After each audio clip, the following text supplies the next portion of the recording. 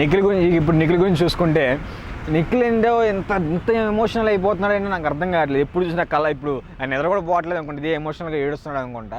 కళ్ళ కింద కారీ బ్యాగుల్లాగా నల్లగా తయారైపోయినాయి, ఇంత నల్లగా తయారైపోయి నిద్రపోకుండా ఒక డిప్రెషన్లో ఉంటున్నాడు అనిపిస్తుంది. ప్రతిసారి ఎక్కడ చూసినా ఏడుపు మొహం వేసుకొని వెళ్తున్నాడు. ఫస్ట్లో ఉన్నంత యాక్టివ్గా, అంత ఎనర్జెటిక్గా, అంత డామినేటిక్గా అలా అయితే లేడు. ఇది అంతటికి కారణం కంపల్సరీ సోనియా అని అనుకోవచ్చు. ఎందుకంటే తన మీద ఉన్న అంత పద్దాకులు వెళ్ళి నువ్వు ఇది అసలు ప్రతిదీ చెప్పడం కరెక్ట్గా అనిపిస్తుంది. అసలు సోనియానే ఏది చెప్తే అది చేస్తున్నాడు మనోడు, అది కరెక్ట్ కాదు. సోనియా అంటే అంటున్నాడు, అంటే అంటున్నాడు.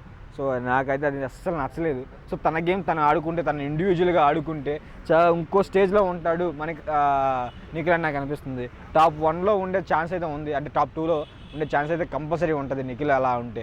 సో ఇలా ఉంటే మాత్రం నాకు తెలిసి ఈ వీక్లోనే ఎలిమినేషన్ అయిపోవచ్చు. సో వీక్ సేవ్ అయిపోయినా నెక్స్ట్ వీక్లో అయినా సరే ఎలిమినేట్ అయిపోవచ్చు. ఎందుకంటే తను ఆ బాధ చూసి మిగతా వాళ్ళు అరే వాళ్ళు బాధపడతారు, బయటికి దింగేయాలరా బాబు అని చెప్పి, బయటికి వెళ్ళిపోవాలరా బాబు అని చెప్పేసి ఓటైతే వేయరు.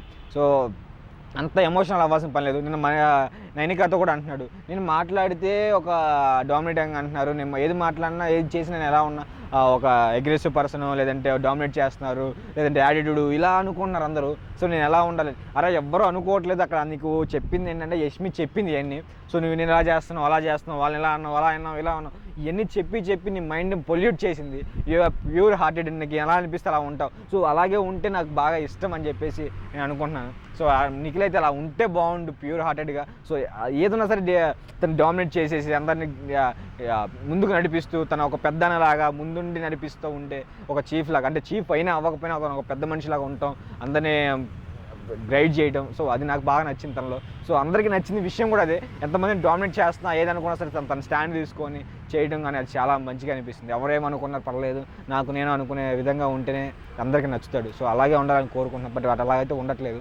సో చూద్దాం ఇంకా రాబోయే దాంట్లో ఎలా ఉంటాడనేది. సో ఇప్పుడైతే నాకైతే యావరేజ్ అనిపించింది నిఖిల్ అయితే.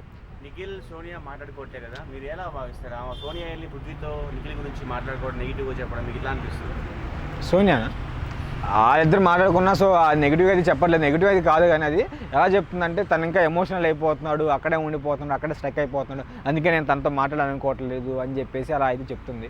బట్ ఇద్దరు అలాగే అనుకుంటున్నారు, వాళ్ళు బాగానే ఉన్నారు, బాగానే మాట్లాడుకుంటున్నారు.